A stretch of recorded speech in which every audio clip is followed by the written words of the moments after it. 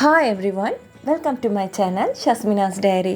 மீண்டும் ஒரு புதிய முயற்சி உங்கள் எல்லாரையுமே சந்திக்கிறதுல ரொம்பவுமே மகிழ்ச்சி. இன்றைக்கி நாம் அப்ப ரெசிபி தான் பார்க்க போகிறோம். அதாவது அப்பம் பிடிக்காதவங்க யாருமே இருக்க மாட்டாங்க, அந்த அளவுக்கு அருமையாக இருக்கும். இந்த அப்பம் பார்த்திங்கன்னா 1 மணி நேரத்துலேருந்து 2 மணி நேரத்துக்குள்ளே இது ரொம்ப ஈஸியாகவே செஞ்சிடலாம். இது உள்ள ரொம்ப பஞ்சு போல், வெளியில் ரொம்பவே மொறுமொறுப்பாகவே இருக்கும். இந்த அப்பம் செய்கிறதுக்கு பார்த்தீங்கன்னா அரிசியை ஊற வச்சு அதை அரைச்சி அதை மணிக்கணக்கில் புளிக்க வைக்கணும்னு எந்த அவசியமுமே கிடையாது.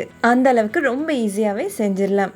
அண்ட் அதோட இந்த அப்பம் பார்த்தீங்கன்னா எவ்வளவு நேரம் ஆனாலும் இது ரொம்ப சாஃப்டாகவே பஞ்சு போலவே இருக்கும். நாம் அரிசியை ஊற வச்சு அரைச்சி செய்கிற அப்பத்தை விட இது ரொம்பவே டேஸ்டியாகவே இருக்கும். இந்த சிம்பிளான ரொம்பவே டேஸ்டியான அப்பம் எப்படி செய்யலாம்னு பார்க்கலாம் வாங்க.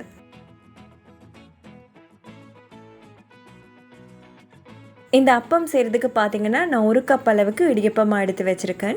இதுக்கு பதிலாக நீங்கள் நார்மலாக உங்களோட வீட்டில் இருக்கக்கூடிய இடியப்பமாவை யூஸ் பண்ணிக்கொள்ளலாம். நான் எடுத்திருக்க இடியப்பமாக பார்த்தீங்கன்னா இந்த பிராண்ட் இடியப்பமாக தான், பட் நீங்கள் எது வேணாலும் யூஸ் பண்ணிக்கொள்ளலாம். அடுத்தது 1/4 கப் அளவுக்கு சோறு எடுத்துக்கொள்ளுங்க. நீங்கள் இதுக்கு பதிலாக 1/4 கப் அளவுக்கு ஊற வச்ச அவல் கூட சேர்த்துக்கொள்ளலாம். அண்ட் இது கூடவே 1/4 கப் அளவுக்கு துருவின தேங்காய் பூ எடுத்துக்கொள்ளுங்க. தேங்காய் பூ எடுக்கும்போது பார்த்தீங்கன்னா இதோட வெள்ளைப்பூவை மட்டுமே சேர்த்துக்கொள்ளுங்க. அடுத்ததாக இந்த அப்பத்தை நாம் இன்ஸ்டண்ட்டாக செய்கிறதுக்காக 1 டேபிள் ஸ்பூன் அளவுக்கு ஈஸ்ட் எடுத்துக்கொள்ளுங்க. உங்களுக்கு ஈஸ்ட் சேர்க்க வேணாம் அப்படின்னா இதுக்கு பதிலாக நீங்கள் 2 ஸ்லைட் பிரெட்டை சேர்த்துக்கொள்ளலாம். அடுத்ததாக 1 டேபிள் ஸ்பூன் அளவுக்கு சீனியும் எடுத்துக்கொள்ளுங்க. ஸோ இவ்வளவுதான் இந்த அப்பம் செய்கிறதுக்கு தேவையான பொருட்கள். இதுக்கப்புறமா இந்த அப்பத்துக்குரிய மாவை ரெடி பண்ணிக்கொள்ளலாம். இதுக்கு ஒரு மிக்சிங் பவுலில் நம்ம எடுத்து வச்சுருக்க 1 கப் அளவு அரிசி மாவை சேர்த்து விட்டுக்கொள்கிறேன். கூடவே 1/4 கப் அளவு சோறையும் சேர்த்து விட்டுக்கொள்ளுங்க. அண்ட் இது கூடவே 1/4 கப் அளவு தேங்காய் பூவையும் சேர்த்து விட்டுக்கொள்கிறேன். அடுத்ததாக 1 டேபிள் ஸ்பூன் அளவுக்கு சீனியும் சேர்த்துக்கொள்ளுங்க. அண்ட் இது கூடவே எடுத்து வச்சுருக்க 1 டேபிள் ஸ்பூன் அளவு ஈஸ்ட்டையும் சேர்த்து விட்டுக்கொள்ளலாம். இப்போ இது கூட பார்த்தீங்கன்னா நான் உப்பு சேர்க்க போகிறதில்ல, இது நல்லா புளிச்சதுக்கப்புறமா சேர்த்துக்கொள்ளலாம். இப்போ இது எல்லாத்தையுமே ஒரு தடவை நல்லாவே கலந்து விட்டுக்கொள்ளுங்க. கலந்ததுக்கு அப்புறமா இது கூட கொஞ்சம் கொஞ்சமாக தண்ணி சேர்த்து கரைச்சி எடுத்துக்கொள்ளலாம்.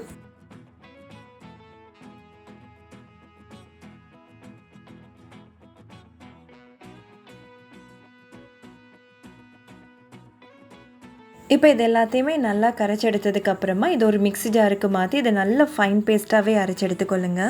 அதாவது இது எந்தவித கொரகொரப்பும் இல்லாமல் எந்த அளவுக்கு நல்ல ஃபைன் பேஸ்ட்டாக அரைச்சி எடுத்துக்கொள்ள முடியுமோ அந்த அளவுக்கு அரைச்சி எடுத்துக்கொள்ளுங்க. இப்போ நம்ம அரைச்ச மாவோட பதம் பார்த்திங்கன்னா நம்ம தோசைக்கெல்லாம் கரைப்போம் இல்லையா, அதோட நல்ல லூஸான பதத்துக்கு இதை கரைச்சி எடுத்துக்கொள்ளுங்க. ஸோ தண்ணி தேவைப்பட்டால் தேவையான அளவு தண்ணி சேர்த்து இந்த பதத்துக்கு இந்த மாவை கரைச்சி எடுத்துக்கொள்ளுங்க. ஸோ இந்த மாவோட கன்சிஸ்டன்சி பார்த்தீங்கன்னா இந்த பதத்துக்கு இருக்கணும்.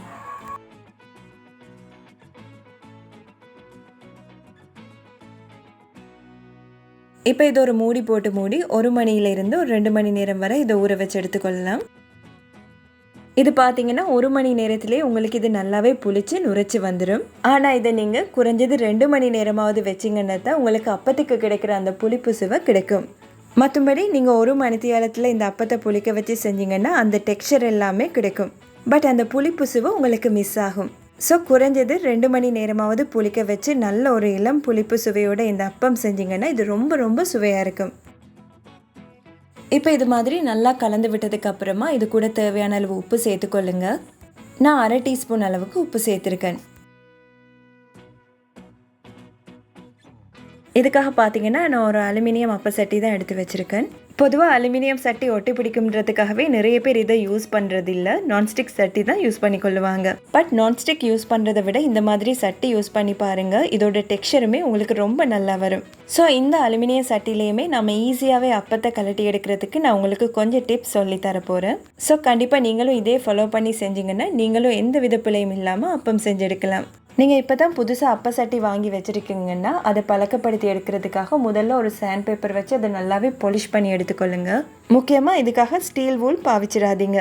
இப்போ இந்த சட்டியில் கொஞ்சமாக தண்ணி சேர்த்து இதை கொதிக்க வச்சு எடுத்துக்கொள்ளலாம். இப்போ இது கூட 2 துண்டு கொருக்கா சேர்த்துக்கொள்ளுங்க. சேர்த்ததுக்கப்புறமா 1 டேபிள் ஸ்பூன் அளவு துருவின தேங்காய் பூவும் சேர்த்து விட்டுக்கொள்ளுங்க. சேர்த்து இது ஒரு 4 தொடக்கம் 5 நிமிஷம் வரை இதை நல்லாவே கொதிக்க வச்சு எடுத்துக்கொள்ளுங்க. இப்போ இது நல்லாவே கொதிச்சதுக்கு அப்புறமா இதோட தண்ணியை வடித்து விட்டுக்கொள்ளலாம். வடித்ததுக்கப்புறமா நாம் சேர்த்த கொருக்கா தேங்காய் பூ இருக்கும் இல்லையா, அதை இந்த சட்டி ஃபுல்லாகவே நல்லாவே தேய்ச்சி விட்டுக்கொள்ளுங்க. அதை ஒரு 2 தொடக்கம் 3 நிமிஷம் இதை நல்லாவே தேய்ச்சி விட்டுக்கொள்ளுங்க.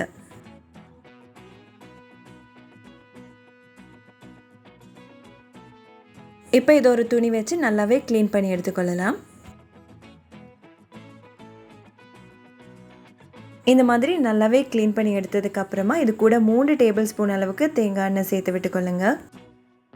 சேர்த்து இது ஒரு 2 நிமிஷம் வரை நல்லாவே கொதிக்க வச்சு எடுத்துக்கொள்ளலாம். 2 நிமிஷம் நல்லா கொதித்ததுக்கப்புறமா இந்த எண்ணெய் ஒரு டிஷ்ஷுக்கு மாற்றி விட்டுக்கொள்ளுங்க. ஸோ அவ்வளவுதான், இந்த அப்ப சட்டியை நாம் ரொம்ப ஈஸியாகவே பழக்கி எடுத்தாச்சு. நம்ம நான்ஸ்டிக்கில் எவ்வளோ ஈஸியாக அப்பத்தை கலட்டி எடுக்கலாமோ அதே மாதிரி இதுலேயுமே ரொம்ப ஈஸியாகவே நீங்கள் கலட்டி எடுத்துடலாம். இப்போ இந்த அப்ப சட்டியில் கொஞ்சமாக எண்ணெய் தடவி இதை நல்லாவே சூடுபடுத்தி எடுத்துக்கொள்ளுங்க. இப்போ ஒரு கரண்டி மாவு எடுத்து இந்த சட்டியில் சேர்த்து இது மாதிரி சுற்றி விட்டுக்கொள்ளலாம்.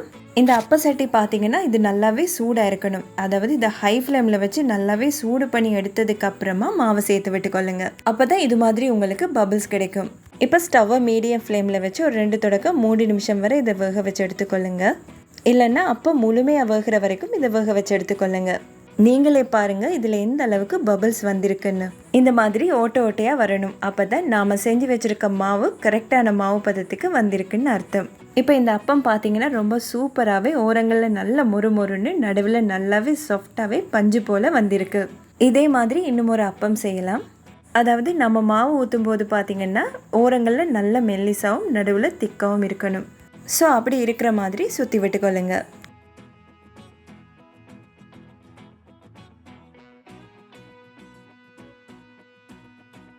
இப்போ இந்த அப்பம் நல்லாவே வெந்ததுக்கப்புறமா இதை வெளியில் எடுத்துடலாம்.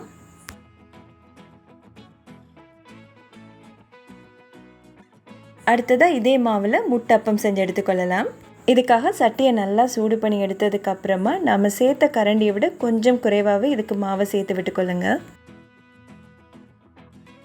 இப்போ இதில் நான் ஒரு முட்டையை உடைச்சி சேர்த்து விட்டுக்கொள்கிறேன். சேர்த்து இதை இந்த மாதிரி ஓரங்களில் படுற அளவுக்கு சுற்றி விட்டுக்கொள்ளுங்க. இப்போ இது கூட கொஞ்சமாக உப்பு மிளகுத்தூள் சேர்த்து விட்டுக்கொள்ளலாம். சேர்த்து இது ஒரு மூடி போட்டு மூடி 2 தொடக்கம் 3 நிமிஷம் வரை இதை வேக வச்சு எடுத்துக்கொள்ளுங்க. அதாவது முட்டை வேகிற அளவுக்கு இதை வேக வச்சு எடுத்துக்கொள்ளுங்க. இப்போ பார்த்தீங்கன்னா முட்டை நல்லாவே வெந்து அப்பமும் ரொம்பவே சூப்பராகவே ரெடியாகி வந்திருக்கு. இப்போ இதை வெளியில் எடுத்துடலாம். இதே மாதிரி மீதம் இருக்க எல்லா மாவுலையுமே இந்த அப்பத்தை செஞ்சு எடுத்துக்கொள்ளுங்க.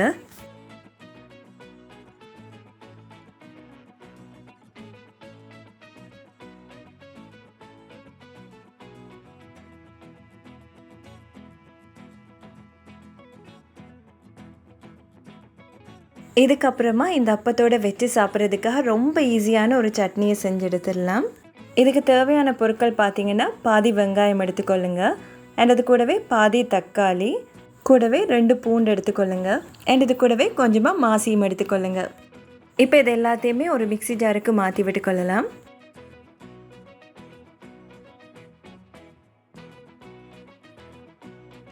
இப்போ இது கூட 1/4 டீஸ்பூன் அளவுக்கு உப்பு சேர்த்து விட்டுக்கொள்ளுங்க. அண்ட் இது கூடவே உங்கள் காரத்துக்கு ஏற்ற மாதிரி மிளகாய்த்தூள் சேர்த்துக்கொள்ளுங்க. நான் 1 டீஸ்பூன் அளவுக்கு மிளகாய்த்தூள் சேர்த்துருக்கேன். ஃபைனலாக இது கூட 3 டேபிள் ஸ்பூன் அளவுக்கு தண்ணி சேர்த்து இதை நல்லாவே ஃபைன் பேஸ்ட்டாக அரைச்சி எடுத்துக்கொள்ளலாம். ஸோ அவ்வளவுதான், அப்பத்துக்குரிய சட்னி ரொம்ப ஈஸியாக பர்ஃபெக்டாகவே உங்களுக்கு ரெடியாகி வந்திருக்கு. இந்த அப்பத்தோட டெக்ஸ்சர் பார்த்தீங்கன்னா வெளியில் நல்ல மொறுன்னு உள்ள பஞ்சு போல் சாஃப்டாக சூப்பராகவே உங்களுக்கு வந்திருக்கு. ஸோ கண்டிப்பாக நீங்களும் இதே மெத்தடில் ட்ரை பண்ணி பாருங்கள். உங்கள் வீட்டில் இருக்க எல்லாருக்குமே இது ரொம்ப பிடிக்கும். அந்த அளவுக்கு இதோட டேஸ்ட் ரொம்ப அருமையாக இருக்கும். இந்த முயற்சிக்கான பலன் உங்கள் அன்பான ஆதரவும் அழகான சொற்களும் தாங்க. முயற்சி செய்கிறவங்களுக்கு கை கொடுக்கணும்னா உங்கள் அன்பானவங்களுக்கு ஷேர் பண்ணுங்கள், தோள் கொடுங்க. இதே போல் மீண்டும் ஒரு புது முயற்சியில் முடிந்தால் சந்திப்போம். அதுவரை மகிழ்ச்சியாக வாழ்வோம், முடிந்தால் வாழ வைப்போம். பாய் பாய்.